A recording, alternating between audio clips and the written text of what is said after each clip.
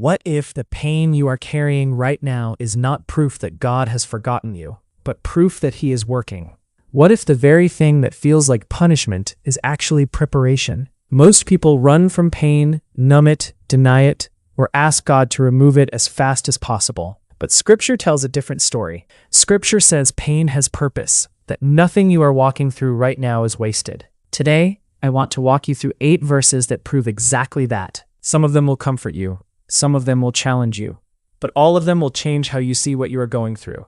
Stay with me through all 8, because by the end, you will understand that your pain is not the end of your story. It might be the beginning of your breakthrough. Verse 1, Romans 8:28. And we know that all things work together for good, to those who love God, to those who are called according to His purpose. Notice it does not say all things feel good. It says all things work together for good. That includes the diagnosis, the breakup, the financial collapse, the sleepless nights. God is not causing every painful thing, but He is weaving every painful thing into a pattern that ends in your favor. Nothing is wasted in His hands. Not one tear, not one setback, not one season that felt like it broke you.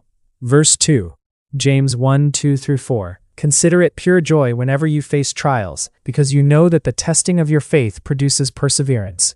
James does not say pretend the pain does not hurt. He says count it joy because of what it produces. Trials are not the enemy of your growth, they are the classroom. Perseverance is not born in comfort, it is born in fire. If you are being tested right now, that is not a sign you are failing. That is a sign you are being formed. Verse 3, 2 Corinthians 4:17. For our light and momentary troubles are achieving for us an eternal glory that far outweighs them all. Paul wrote this after beatings, shipwrecks, and imprisonment. And he still called his suffering light and momentary, not because it did not hurt, but because he could see what it was producing on the other side. Your pain has an expiration date. Your glory does not.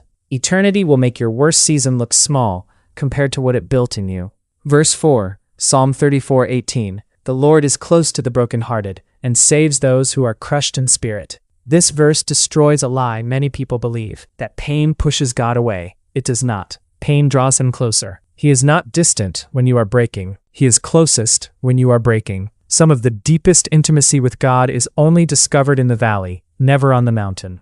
Verse 5, Isaiah 61:3. To bestow on them a crown of beauty instead of ashes, the oil of joy instead of mourning. God does not just remove your ashes, He exchanges them. Every place you thought was destroyed becomes raw material for something beautiful. Your mourning is not the final word. Joy is coming, and it is coming with your name on it. We have covered 4 verses so far, but the next 4 go even deeper. They are not just about comfort. They are about purpose, calling, and what your pain produces in the lives of others. Stay with me. Verse 6, 2 Corinthians 1:3-4. Who comforts us in all our troubles, so that we can comfort those in any trouble with the comfort we ourselves receive from God. This is the verse that reframes everything. Your pain was never meant to stay private. It was meant to become a bridge. The comfort you received in your darkest moment becomes the exact comfort someone else needs from you later. Your test becomes their testimony. Your scars become someone else's roadmap. Verse 7, John 16:33. In this world you will have trouble, but take heart, I have overcome the world. Jesus did not promise an easy road. He promised presence in the hard one. Overcoming does not mean the trouble disappears. It means the trouble does not get the final say. You are not fighting for victory. You are fighting from victory because He already secured it. Verse 8, Romans 5:3-4. We also glory in our sufferings because we know that suffering produces perseverance. Perseverance, character, and character, hope. This is the clearest chain in all of Scripture. Suffering is not the end product. It is the starting ingredient. It builds perseverance. Perseverance builds character. Character builds hope. Skip the suffering, and you skip the entire process. There is no shortcut to the person God is building you into. You have heard all 8 verses now. Romans 8:28 tells you nothing is wasted. James 1 tells you trials produce endurance. 2 Corinthians 4 tells you your pain is temporary, but your glory is eternal. Psalm 34 tells you God is closest when you are crushed. Isaiah 61 tells you your ashes are being exchanged for beauty. 2 Corinthians 1 tells you your pain becomes someone else's comfort. John 16 tells you Jesus already overcame what you are facing. And Romans 5 tells you suffering is the first step toward hope, not the opposite of it. So here is the question. Will you trust that the pain you are walking through right now has purpose, even if you cannot see it yet?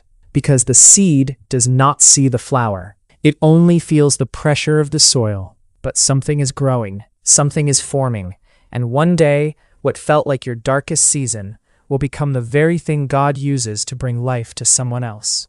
Before you go, I want to ask you something honest. Which of these 8 verses spoke directly to what you are walking through right now? Drop it in the comments. Not for anyone else, for yourself. Because naming what you are holding on to is often the first step toward healing it. Share this with someone in pain right now who needs to know it is not wasted. Subscribe so we can keep building together in biblical wisdom. And remember this, your pain is not the end of your story. It is being written into something greater than you can see right now.